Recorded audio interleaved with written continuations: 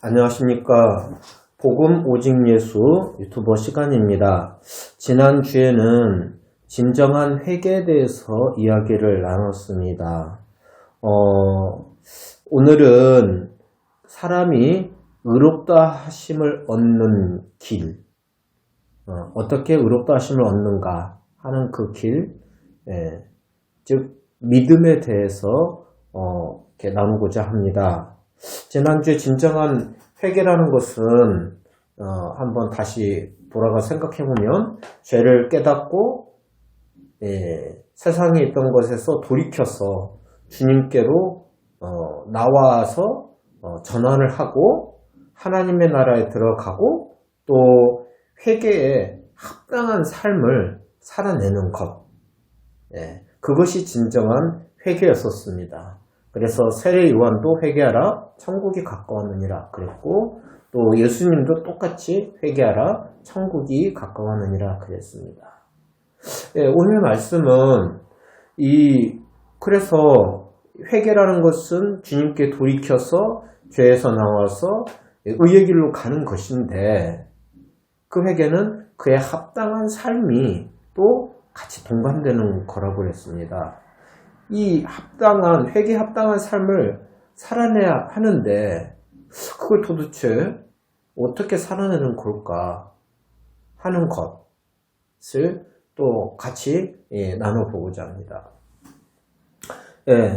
회개에 합당한 삶을 살기 위해서 사람들은 믿음 생활을 시작했을 때 주님의 은혜를 받고 열심히 주님을 위해서 살려고 합니다. 예배도 빠지지 아니하고 또 가능한 한 성경도 읽고 기도도 하고 또 죄악된 길로 가지 않으려고 노력하고 또 그와 같이 살기 위해서 하지요. 또 때로는 시간이 지나면 약간 무뎌지기도 하고 뭐 이렇게 살아가는데요. 그것에 대해서 우리가 그렇게 살아내기 위해서 열심히를 하는데 그것이 우리가 원하는 사람이 의롭다 하심을 가는 길에 맞는 길을 제대로 가는 걸까 하는 것입니다. 로마서 3장 20절을 보면 이렇게 나와 있습니다. 그러므로 율법의 행위로 그의 앞에 의롭다 하심을 얻을 육체가 없나니 율법으로는 죄를 깨달음이니라. 이렇게 되어져 있습니다. 율법의 행위로, 그러니까 우리가 하는 어떤 모든 이 믿음과 그 생활하면서 하는 행위로는 하나님 앞에서 의롭다 하심을 얻을 육체가 없다고 합니다. 우리가 기억나시나요? 산상수훈에 대해서도 많이 하였죠.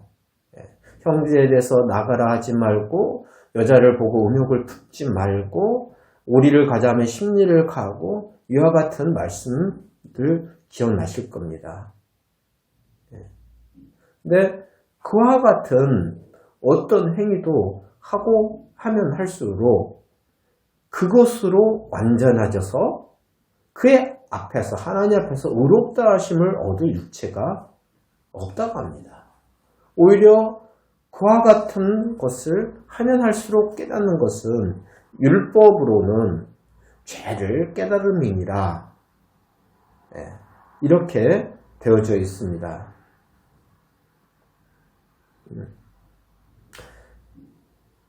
그런데 21절에 보면, 로마서 3장 21절에 보면, 이제는 율법 외에 하나님의 한 의가 나타났으니 율법과 선지자들에게 증거를 받은 것이라 그랬습니다.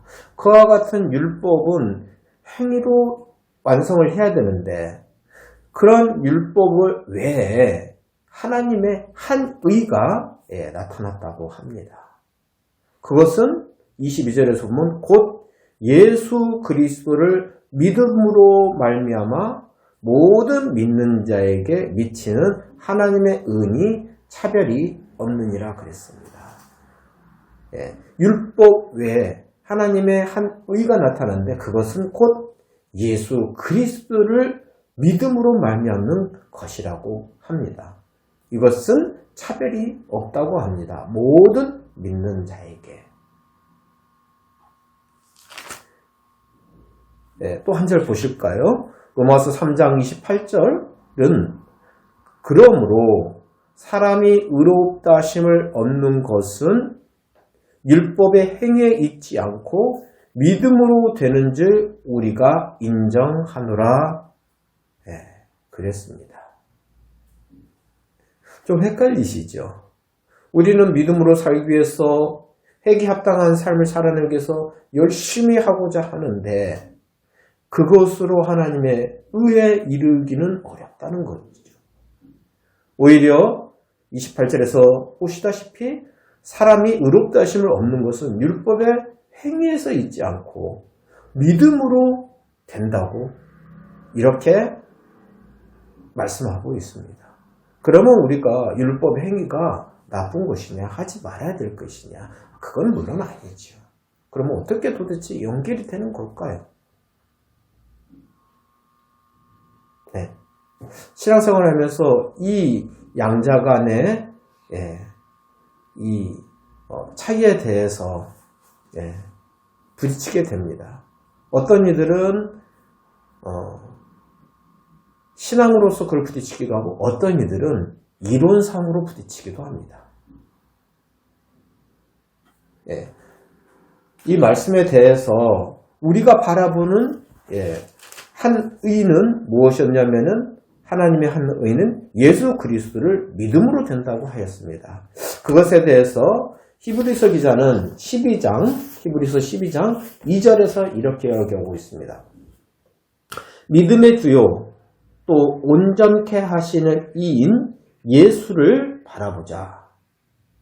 믿음의 주요 또 온전케 하시는 이인 예수를 바라보자. 그는 그 앞에 있는 기쁨을 위하여 십자가를 참으사 부끄러움을 개의치 아니하시더니 하나님의 보좌 우편에 앉으셨느니라. 이렇게 말씀하고 있습니다. 우리가 믿음 생활을 하지요. 그 믿음 생활은 주가 누구입니까? 주는 예수 그리스도 주님이 주십니다. 다시 말하면 믿음의 생활의 주는 내가 아닌 것이지요. 사람들은 잘못 생활할 때가 있습니다. 믿음의 생활을 열심히 한다면서 그 주가 내가 될 때가 굉장히 많은 거지요. 내가 무엇을 하고 내가 무엇을 해서 이렇게까지 했으니 나는 믿음 생활을 잘 하고 그로 말미암아서 나는 하나님 앞에서 인정받는 믿음 생활을 하는 거야 하고 생각할 때가 많습니다. 근데 로마서에서는 그런 행위로 되는 것이 아니라 하나님의 한의 예수 그리스도를 믿음으로 된다고 말씀하셨고 또 히브리에서도 믿음의 주요 온전케 하시는 이인 예수를 바라보자 하고 믿음의 생활을 이야기하고 있습니다. 굉장히 중요한 포인트입니다. 우리는 믿음의 생활을 할 때 나의 행위로 하게 됩니다. 본인이 안 움직일 수는 없죠. 생각 안 할 수도 없죠. 근데 그 나의 행위들로 말미암아 나의 믿음을 완성하고 내가 하나님 앞에서 인정받는 삶을 살아내려고 합니다. 그러나 로마서에서는 분명 말하기를 그와 같은 것에서 깨닫는 것은 연약한 죄인 것을 깨닫는 것밖에 없는 것입니다. 정말 하나님 앞에서 산다면 그러면 믿음은 어떻게 보는 것이냐? 정말 의롭게 되는 것은 믿음에서 나온다고 그랬는데요. 그 믿음은 무엇인가? 잠시 묵상해 보겠습니다. 뭐냐면은 우리의 믿음의 주는 내가 아니라 믿음의 주는 예수 그리스도라는 겁니다. 산상수훈의 말씀을 완성할 수 있는 것은 내 행위의 완전함에서 오는 것이 아니라 산상수훈의 말씀을 당연히 말씀이고 온전한 데까지 이루는 삶을 살아내는 건 맞죠. 그러나 그것은 내 행위로 완성하여서 내가 해냈다는 것이 아니라 그렇게 했는데 결국은 부딪히는 자기의 연약함이 있는데 그 순간에도 예수님을 바라보느냐 아니냐입니다. 우리의 믿음의 완성은 예수를 보는 데 있습니다. 우리의 완성은 우리가 믿음의 생활을 하면서 연약함과 부족함과 죄악의 모습은 있지만 그런 나 자신을 보는 게 아니라 예수님을 보고 다시 일어나서 예수님께 가는 것입니다. 그게 믿음의 완성인 것입니다. 그러할 때 그 예수님은 의로우고 미쁘시사 우리를 긍휼로 받아주시고 언제든 어느 때든 우리의 죄악을 씻어주시고 우리의 연약함을 담당하여 주시고 다시 믿음의 길로 갈 수 있는 힘도 주시고 결국은 주님이 나의 믿음의 주가 되시고 주님이 하신 것입니다. 믿음 생활을 내가 했다고 생각하는 것은 잘못하면 교만에 빠지기가 쉽습니다. 믿음 생활을 완성하고 믿음 생활을 하게 된 것은 오직 주님이 나에게 주시는 은혜와 힘으로 될 수밖에 없는 것입니다. 정말 믿음의 온전한 길을 가고자 한다면 그와 같은 길에 오직 넘어질 때마다 쓰러질 때마다 연약할 때마다 죄악될 때마다도 나를 보지 않고 주님을 보는 데 있습니다. 그걸 더 빨리 보고 더 빨리 볼수록 주님은 나에게 역사하는 거고 주님을 사랑하는 것입니다. 주님을 온전히 믿는 것입니다. 더 나아가서 연약한 자신을 의지하지 아니하고 오늘도 주님의 인도하심과 역사하심과 주님의 그 십자가의 능력과 부활의 권능을 의지해서 연약하고 죄악된 나와 상관없이 능히 말씀을 이루며 살아갈 수 있는 길로 인도될 수 있는 주님이 하시는 길로 걸어가게 되는 것이 믿음의 길입니다.